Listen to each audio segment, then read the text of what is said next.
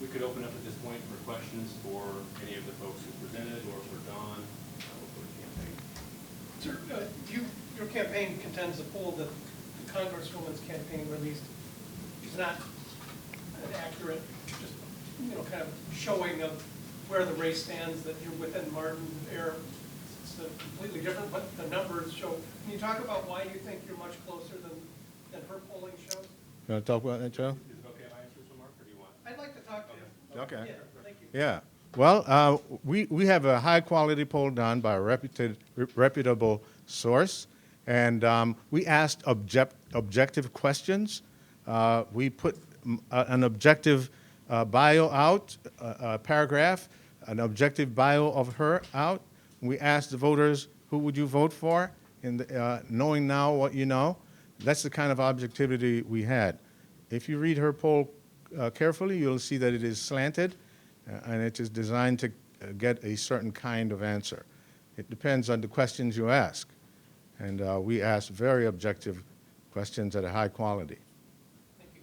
I would just, for folks to point out that we believe that her sample is not representative of what the primary electorate is going to look like in this case, and I can talk about folks with that, afterwards.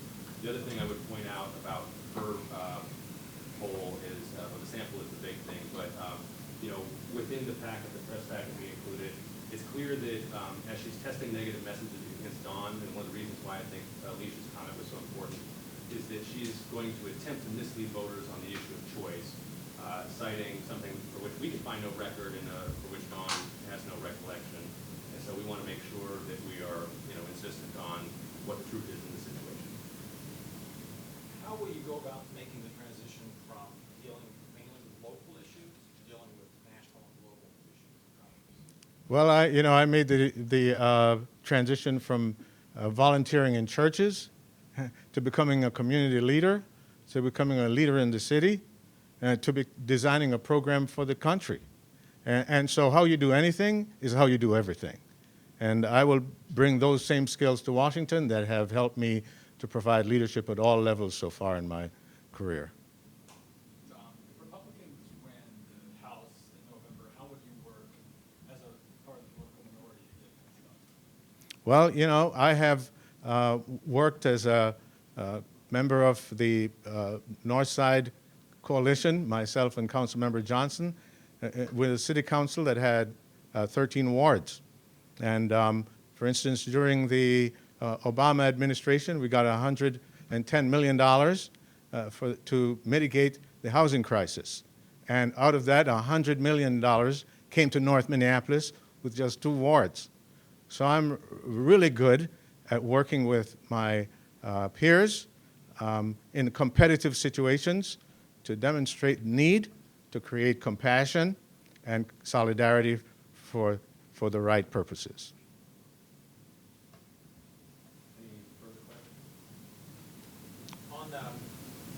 On some of the things she's attacking you on, there are elements that we've seen in some of the debates over abortion that say that abortion has been particularly hard on the black community, and they're calling out black leaders to oppose abortion.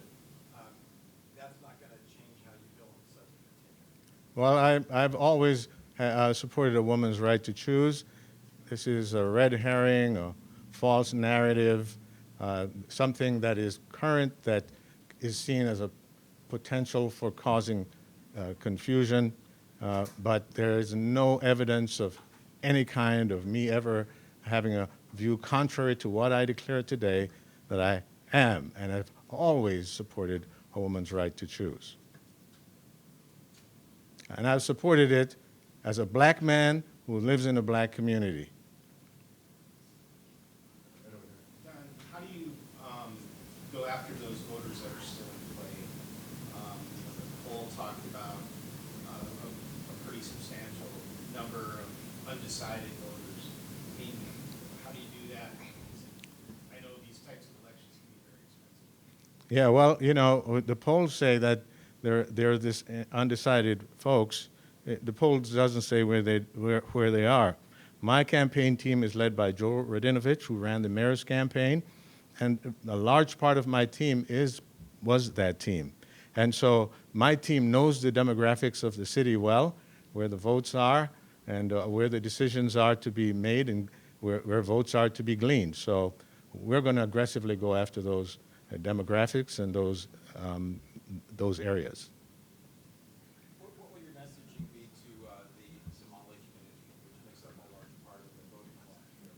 Yeah, I would say I know that you are divided on Congresswoman Omar, that a lot of my experiences mirror yours, coming to the United States as a low-income person from a low-income background, as an immigrant with $83 in my pocket, living in the margins for years, and that I can relate to you, you can relate to me. I am living in the lowest income community. You also, many of you live in low-income communities.